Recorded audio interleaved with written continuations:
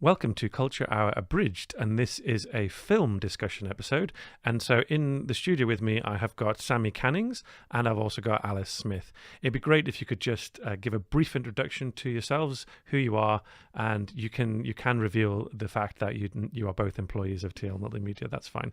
Just give us a background about where's your position in this whole discussion. Well, I'm Sammy. Hi. I am an animator here, a trainee at TL Multimedia, and I am an animation graduate and film lover. Hi, I'm Alice. I'm also a trainee here at TL Multimedia, and I did a film and photography degree at Leeds, so I love all things film. And I'm Tim, and I did a film degree a long time ago, and I do manage TL Multimedia, and so I'm the boss, but let's have an open discussion. Feel free to criticize the films that I've made you think about and watch, and it's all good. So the two films that we're going to discuss in this episode are the very well-known Bruce Almighty, which is a film from 2003, and a lesser well-known film which is perhaps... It could have been better known if it had more longevity as a film. And the film is called The Man Who Could Work Miracles. And the reason that I would suggest it could be well known is that the writer of the film is the same writer as the writer of the novel, and that was H.G. Wells. So it isn't that it's obscure, but it's obscure enough in its age. It's now, we worked it out, it's 82 years old. So this film is long been available to see. You can actually find it on YouTube. We'll put a link in the description. Sammy, what were your initial impressions? Well, I was honestly surprised at how much I enjoyed it. Like, considering it is 82 years old. Yeah, the film was actually really sort of funny in places, and just generally a really enjoyable film, even though it had this more sort of sci-fi overtones of the guy who basically got any power he wanted. Yeah, I guess we should probably introduce the audience to the ideas in the film. Yeah. So just give a potted version, Sammy, then. So what happens at the start and the middle and the end? Well, basically, this guy who's just sort of chose at random by a god is given this omnipotent power to do sort of whatever he wants. He can make whatever appear, but similarly to Bruce Almighty, which we'll be discussing, he can't influence people's willpower. He can't make them do whatever he wants. So yeah, basically the beginning of the film is just him testing it out, different people telling him what he should do with his power, and him not really knowing what to do with it. And as the story progresses, he kind of goes a bit mad with the power, shall we say. Okay, so one of the things that I found quite interesting was there was a whole discussion going on in this dingy little London pub. I mean, I assume it's London. So this dingy little pub where he's like, miracles can't happen. He's a real skeptic. And then suddenly he's given the power to make miracles. At the key point where he says, look, I couldn't make this thing happen. And then he makes it happen. And it's like, what? I wouldn't want to say the special effects were of a high standard compared to today's CGI, but the visual effects are quite dramatic, and they're quite impressive because there's things happening that you need to be convinced as the audience this man has done something unusual. So the candle is burning upside down, and it's like, well, this shouldn't happen. But it's done very well on screen. I sort of liked, well, like you said, while the special effects aren't really anything amazing, nothing really detracts from while you're watching the film. You don't look at anything and think, that looks really bad. It's totally believable in the sort of context of the film as you're watching it. Alice, give us your initial impressions of the film. Initial impressions are that it could have bigged itself up to be a really different kind of film, because there is this sci-fi element, given that it's like a H.G. Wells story, in that this man has been given these powers and uses them to do fantastical things. And I think it's interesting, given the proliferation of the word miracle being used to describe literally everything he does. There's no real connection to any kind of religion. I think some of the characters will acknowledge him being a person who believes in miracles to say, oh, you don't seem like that kind of sort, which are inferred to be some kind of either religious person or someone who believes in magic. But it's just interesting how much that word is used, and how much of the stupid things that he does, makes a cat into a pincushion, and calling that like a miracle. Well, yeah, I mean, so are you saying that he was the man who could do magic tricks? Yes, I mean, I suppose they're not miracles because he defines what a miracle is at the beginning of the film. And what can you remember what he defines the miracle as? Yes, I've made a note. Wow, Alice was making notes. I wasn't this. making notes. I was just sitting enjoying it, you know. Alice is I a was student. also enjoying it. He says, a miracle is something I would say contrary-wise to the natural course of nature, an act of will. So he likes to speak a lot about how it's his will to do this thing. Like when he literally commands things into being, like, I will this to happen, or like you will have this, or something like that. So his definition in the film is along the lines of it's something that is contrary-wise to the course of nature that needs an intervention. Interestingly, anything we do is contrary to the course of nature. Wearing shoes is against nature. Yeah. I always find it very interesting if people do get quite, oh, it's against nature. It's like, so is wearing clothes. Yeah. Because that's what naturism is. Joking aside, let's just briefly refer to Bruce Almighty and think about the early miracles that Bruce Almighty does. And they're so ridiculous. I don't know if you recall the first miracle that he does is once he's actually out of the car, he's driven away from God and didn't realize he was really he thought this guy's crazy. And so he's got out of the car and he confronts this gang. And one of the gang says, yeah, the day I apologize to you is the day a monkey comes out my butt. Yeah. And then of course Jim Carrey's character says, oh, well, it's interesting because that day is today. It's so crass that, like you say, turning a cat into a pincushion. I mean, in the 1930s, he's not going to be doing very crass miracles. No, not so much. Not so much. Even Bruce Almighty, which it's not a, I mean, that you don't see anything explicit. You just see the man's trousers sort of tear and the monkey comes out. And did you know, I looked up some trivia. Did you know that monkey is the monkey from Friends? It's Marcel. It's Amazing. Marcel from Oh, Friends. wow, I did not know And that. it also is the monkey from Outbreak. And when you look at it, you go, yeah, it's the same monkey. I mean, how many actor monkeys are there out there? I mean, that's 2003 is pretty much the height of Friends as a TV series. So it's not a shock that the character actor of the monkey coming out of the guy's butt. Okay, that's enough of that. So the real thing that strikes me about Bruce Almighty is that his miracles are they're really unimpressive. Like almost because it's necessary to delimit Bruce versus God. So you've got Morgan Freeman, who's got a great authority and real presence in his voice. He has. If you are real, you suck. Says Bruce. Says, you suck because I could do it better. And that's the Bruce Almighty moment where God comes down and says, okay, you try and doing what I've got to do. And that's not the premise of The Man Who Could Work Miracles. The Man Who Could Work Miracles is more a sort of test of humanity. And like you say, I mean, spoiler alert, it doesn't go well it doesn't. for The Man Who Could Work Miracles. Tell us a little bit about what you felt was going on in the character development. I'll start with Sammy. Well, I was surprised by how there sort of seemed to be two wildly varying groups of characters. There was the use your powers to heal people, and there was the use your powers to make money sort of characters.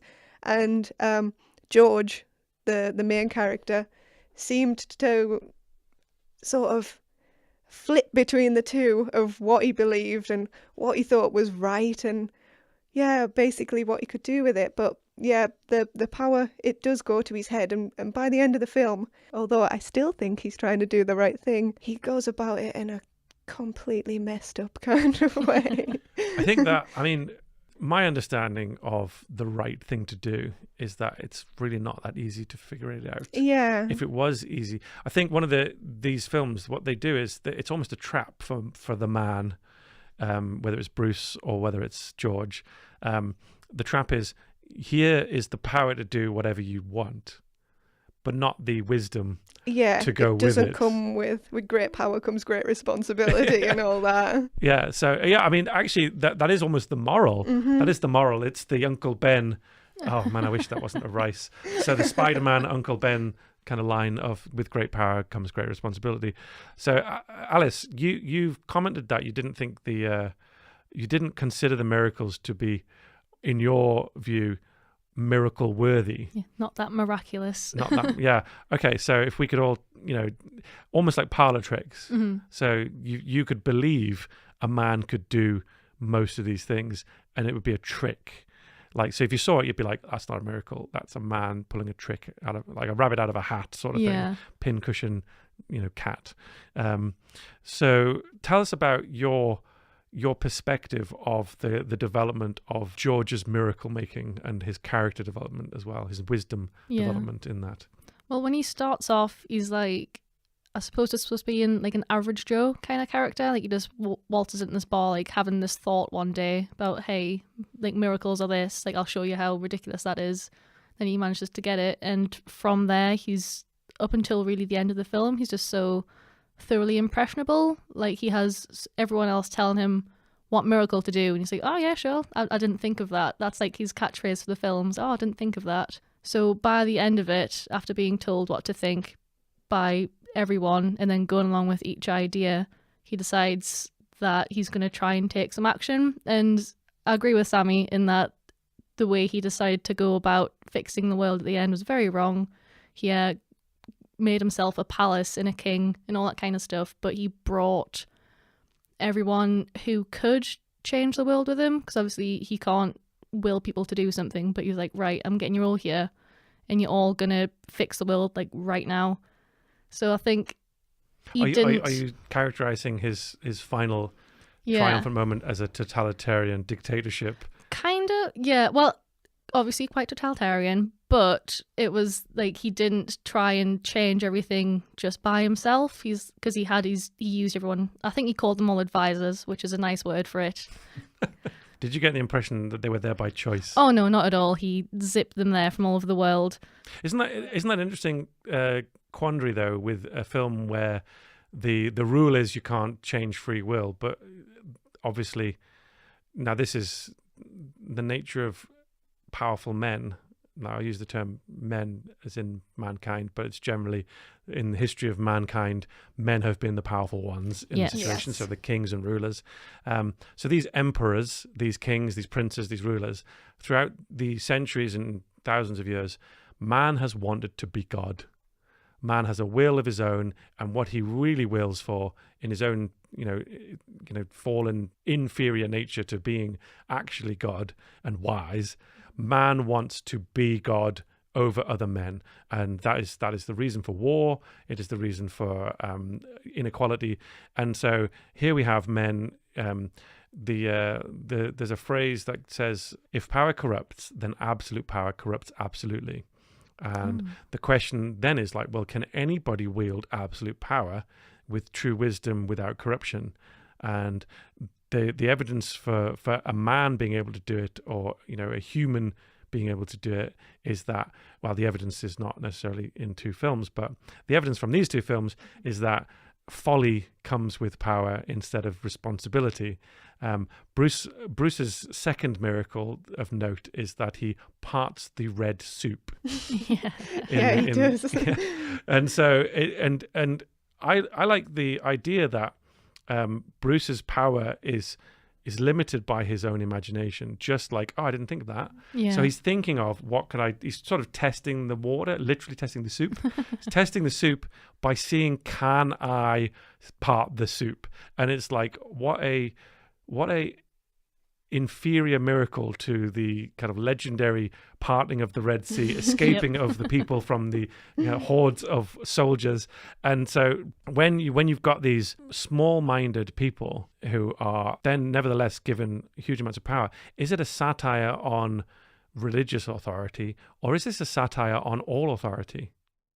I would say all authority, because I think the very end scene, well, nearly the end scene, like when the three gods in the sky are talking about it, one of them says to the other, like, what did we get from this? Like, what was the point of the experiment, apart from seeing like how egotistical a man with as much power can be? And he kind of concludes that you can't give humanity as a whole all this power to begin with, but you kind of dole it out a little bit. And he talks about like not just power as in like the power to will something into being, but the power of advancing society and making the world better. Like, it has to be done in a slow kind of pace. a lot of the arguments against him changing the world was that people need time to get used to it. And I think that's kind of the point that the gods were getting at as well, where it's like there can be this power, but it takes a while. And I think that's just kind of is allegory the right word? Just for how progress happens, because the Colonel says hasn't there been enough change in this past century with like telephones and radio and all that kind of stuff. Isn't that interesting? Because this film was made in 1936. Yeah. So he's talking about in the last century. So since 1836, and around about that time, the postage system started to become formalized. Mm-hmm. And yeah, radio wasn't that old, but yeah. So the Colonel is already saying, hasn't there been enough change? Yeah. And then what?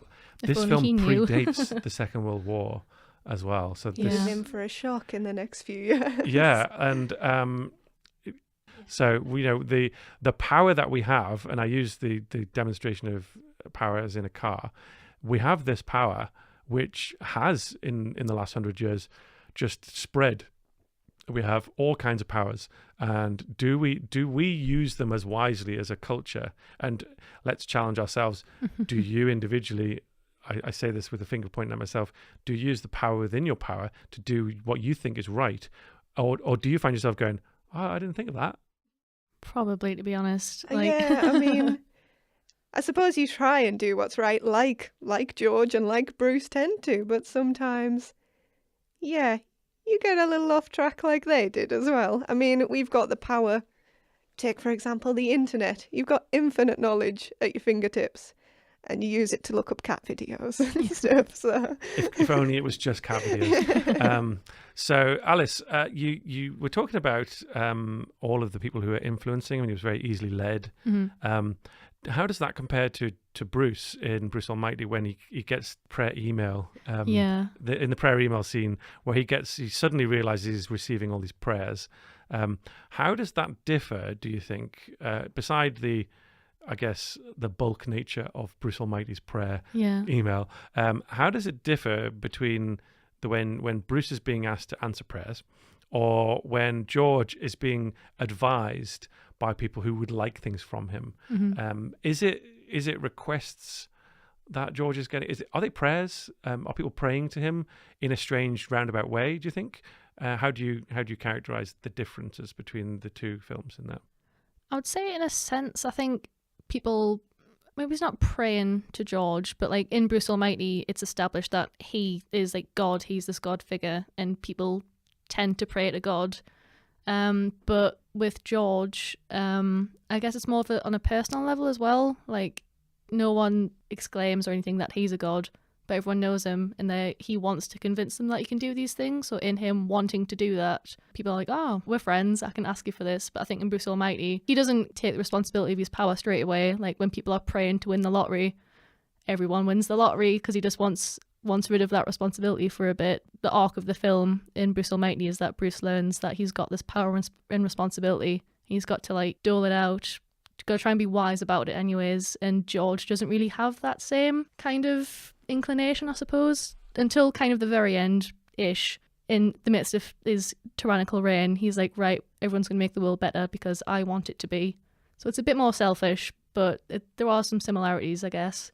I mean, you could argue that it's selfish. What George does is very self-centered, where he says, well, I've the will to do anything I want, except the one thing he really wants to do, which is to bend everyone to his will. And that's a frustrating power, really, I guess. It's like you can do anything you like, except the thing you really want to do. And the same thing happens in Bruce Almighty. The one thing he's not allowed to do is make his girlfriend love him. And he can't do it. And he tries. He does try, doesn't he? He does try. Yeah, so he tries that on.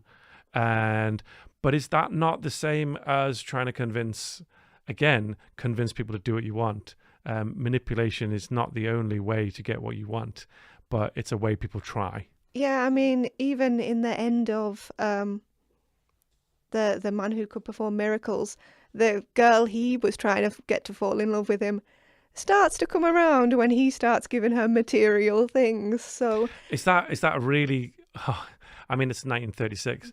Is that a really bad representation of how women behave, or is that fair to say because the characters are true to themselves? I mean, I think in that circumstance, it was fair to say because George is I guess, real girlfriend. The other girl he was with, she was very pure. She wanted to save the world and everything. And I don't think her character would have been influenced as much by material things. I think it just sort of showed the different ways you could influence will depending on the person. Okay. Alice, how did you feel? How did you feel as a modern woman? How did you feel about that moment in the film? Did it ring true, like Sammy says, or did it feel like, oh no, it's a bit sexist? That the whole story is basically men are in power, and when they say these things, women are slaves to their whatever power they have. I'd say definitely both. Because I mean, the way that they react are kind of in line with how the characters are presented. So like the one that George really likes, who doesn't like him, is like really swaying by things. Like when he first shows us he can do miracles, she wants a nice diamond tiara and like just a pearl necklace, and the other one, she wants him to heal everyone. So that's in line with the characters, like how they both react to that. But is that nurse and tart? Is that, I mean, basically, it's, is that an encapsulation that's not fair on the characters? No, I think it's probably fair on them. That's how they're presented. So Ada is the nurse, I suppose, the one who wants George to heal people, and Ada has a boyfriend called Bill, and she's the one who likes material things and doesn't quite like George back, and he tried to make her fall in love with him. Yeah, they're presented as being very different people, representing different sides of kind of what George can do and who he is, I suppose. But an interesting thing, which was like, oh, George was when Ada's standing down there dressed as Cleopatra from the movies, like George said. He's like, and I'll give you the next 9 prettiest women in Essex to stand next year. There'll be a dime a dozen, I think he said. So that wasn't great in terms of like representation of women, but I suppose it is in line. Is that a representation of women, or is that a representation of the man in question? The representation of the male gaze, absolutely, which is in line with the palace full of men who are going to change the world. I mean, is that something that's going to happen every time a man's given ultimate power in a film or a story? Is the man always going to go, well, why would I have anything less than the best in my own eyes? Or is that just the same as all the magazines and all of the media presentation that says this is what best is? Best is prettiest women. And he doesn't say I would like the most intelligent women, or I'd like the most productive. Next 9 prettiest. It's the next 9 prettiest. It's like, because you're the prettiest. Yeah. So, I mean, how does that compare with the representation of Grace, who played by Jennifer Aniston in Bruce Almighty? Does she have more agency, or is her agency just as limited as the 2 women who are love interests to George in The Man Who Could Work Miracles? Oh, what I remember mostly of it is the scenes where like he's saying, "You will love me," and she's just like, "No, go away." You know, those are the scenes where she stands out most in my mind, when she has, you know, full reign over her will, and she's basically just saying no and doing her own thing. Yeah, I guess that's the premise, isn't it? The premise of your superpowers are that they can't bend people to your will, and it's only the in The Man Who Could Work Miracles, it's only because the people that he's convincing, it's only because their motivations are easily swayed. Yeah. So she's swayed by the presence and the kind of the wonderful diamond and the idea of all these things. But actually, the funny thing about that is that if you had the power to get all the diamonds that already exist in the world, and we could, and then make them on the market, they wouldn't be worth very much. No. Because diamonds are not really that valuable. They're not that rare in nature. They're quite abundant. Yeah. And people have just decided they've got this worth, so they have. Well, people have decided they've got this worth, and we're going to keep that worth by withholding, off the market. So I guess that wouldn't have been considered the case in the 1930s. So just to wrap up, really, I'd like now to challenge you. If you were the woman who could work miracles, so we'll start with Sammy. What would you do? Honestly, I think I'd start out a lot like the characters did in these films. You'd start out with the rubbish miracles, just to make sure your power was what you thought it was. So what would the first miracle you do be? I'd literally, try and make something appear in my hand. George had a good idea making kittens appear. We could try that one. I'd like to say, like, I'd want to heal people. I'd want to use it for good, but honestly, I can't 100% say it wouldn't go to my head like it does with everyone else, you know? But yeah, I'd like to use it for good.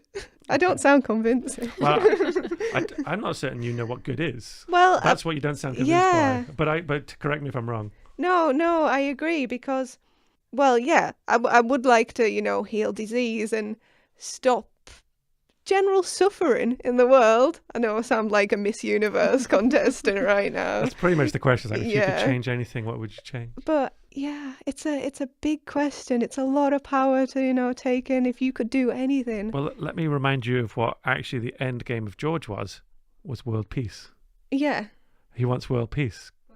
I mean, yeah, but how Yeah, that's How? a good how. Yeah, how can that work? I think in there's an old folk tale about the rabbit's paw. Let dad's worries all be gone, and the dad then dies because his worries are all done with, and that's the only way for that to happen. I mean, yeah, I think everyone in these films try to sort of run before they can walk, in a sense.